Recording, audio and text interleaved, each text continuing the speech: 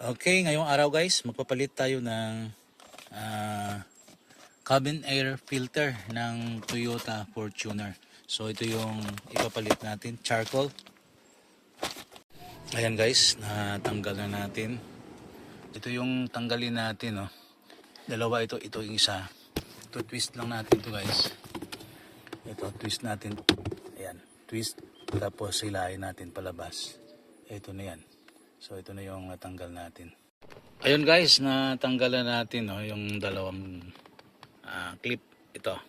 Bago pa lang ito, mahirap to tanggalin, hindi mo to makakuha. So yung pinaka the best na gagawin mo dito para matanggal mo to, gamitan mo siya ng pliers. Pihit natin, ganun, para palabas natin yan. Yan. Yun guys. Yun yung nakuha natin kasi bago. Yun. So yun, pwede na natin itong tanggalin since natanggalan natin yan.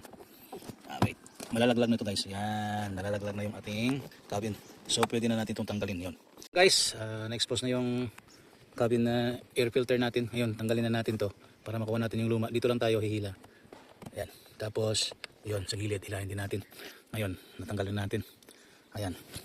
So ito na yung lumang cabin air filter natin or aircon air filter. Ayan guys, nako. Yan, sira na siya. Luma at sira. Ayan.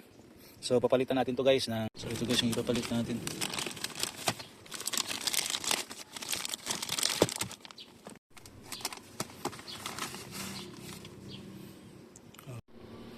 Ayan.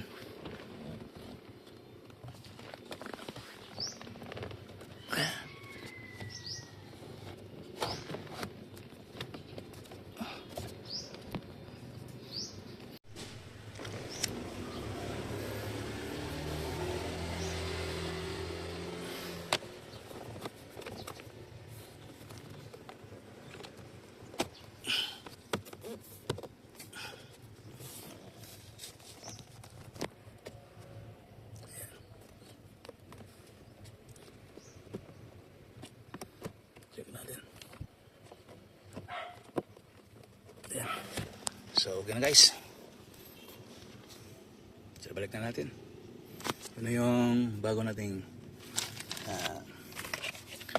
air filter.